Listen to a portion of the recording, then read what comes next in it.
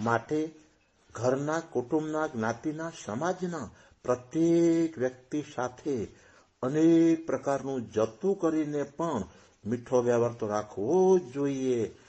સુવિગળાંક સૂત્રમાં તો આગમકારોએ ત્યાં સુધી કહ્યું છે કે થામમ કુવમ પરિવેજા, બળપૂર્વક પણ હંમેશા માટે દરેક જીવાત્મા સાથે મીઠો વ્યવહાર રાખવો જ જોઈએ. મીઠા વ્યવહારના માધ્યમે મન સદા માટે શાંત અને શાંત રહે છે. પણ મીઠો વ્યવહાર એ મોક્ષ છે એમ નહીં. મોક્ષની શરૂઆત તો મતિશુદ્ધ જ્ઞાન ઉત્પન્ન કરવું છે, અને મતિશુદ્ધ જ્ઞાન ઉત્પન્ન થઈ ગયું અને મોક્ષ મળી ગયો, સમજી લ્યો.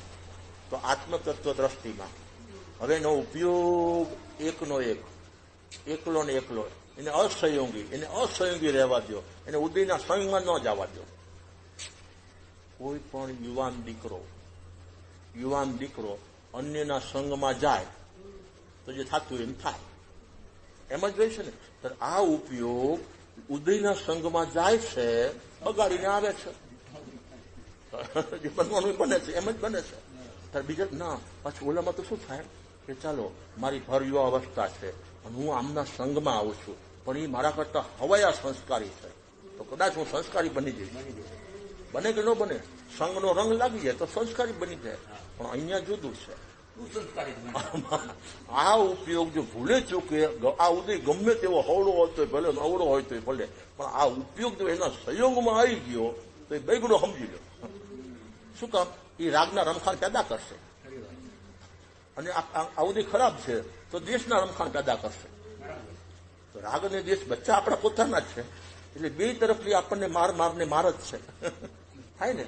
તો હવે મારે શું કહેવું છે કે જન્મ અજન્મા બનાવવો છે, તો અસહયોગી પર્યાયને જન્મ પોતે આપવો જોઈએ. અન્યનો જન્મ ચાલતો નથી.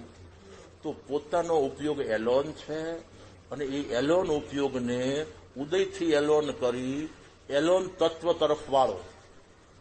પોતાનો ઉપયોગ પોતાને મળવાથી આત્મ તત્વનું જ્ઞાન થાય છે, મતિશુદ્ધ જ્ઞાનની પર્યાય પ્રગટ થાય છે. આ જ આત્માનો પર્યાયમાં જન્મ છે. આ અજન્મ બનવાની વિધિ છે. આપણે સૌ આ અજન્મની વિધિને આપણા જીવનમાં અપનાવીએ અને અજન્મા બનીએ, એવી આજની શુભ મંગલોત્તમ ભાવના. મુંબઈ પાર્લા વેસ્ટ સ્થાનકવાસી જૈન ઉપાશ્રય, સંવંત 2076, અષાઢ સુધી 30, મંગળવાર, તારીખ 23/6/2020.